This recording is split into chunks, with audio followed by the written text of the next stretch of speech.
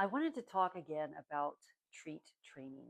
I am seeing more and more dogs that come in for behavior modification in our facility after they've gone through a course of training that is purely treat based. And this is causing a lot of problems. So, let me just explain a couple of things that are going on here. When you give your dog a treat for having accomplished something, you are shifting his mind from the learning phase to the eating phase. It is literally a different part of his brain that is being activated. So, getting him back into the learning phase becomes increasingly difficult when you try to string behaviors together, when you try to lengthen the amount of concentration that he needs to provide. So, I'll give you an example.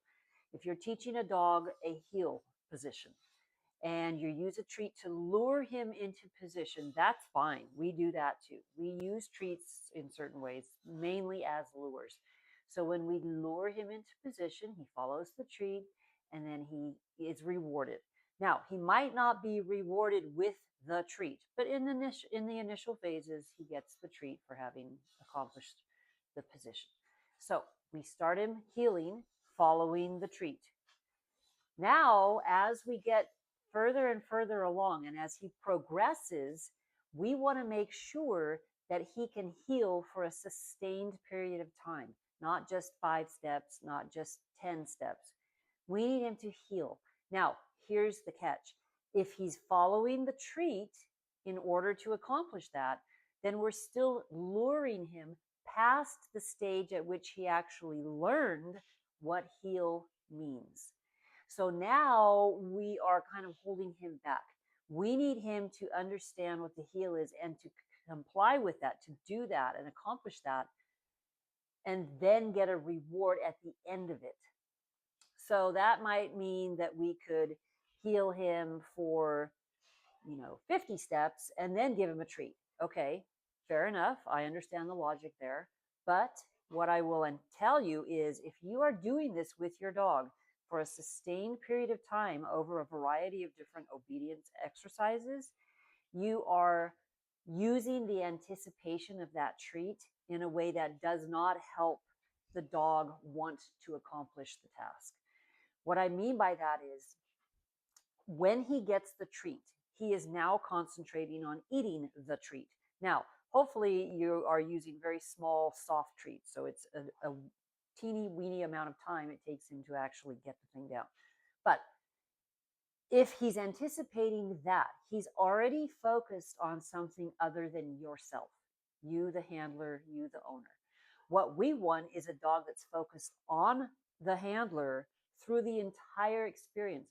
So if instead of a treat, you bring out his favorite tug toy and you guys play tug as the reward for what he's just done, now he's still focused on you from A to Z and beyond versus focusing on you from A to maybe, I don't know, halfway through, and now he's anticipating the treat, which is completely removed from your participation. You give it to him, he does his own thing with it.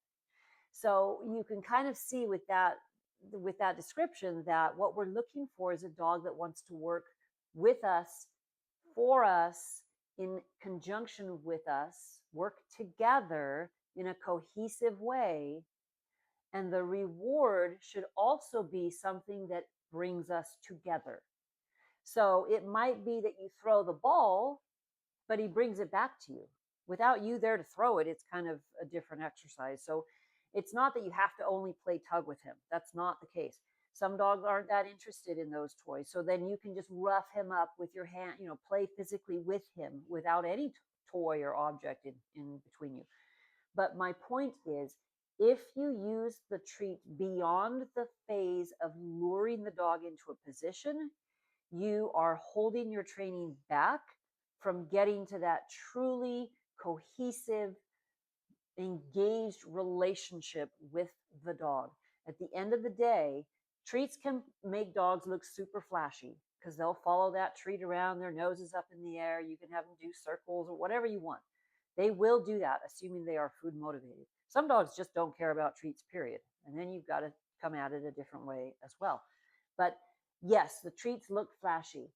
If you only use treats, you are doing the dog a disservice, and you are ultimately, you're being kind of lazy as a trainer.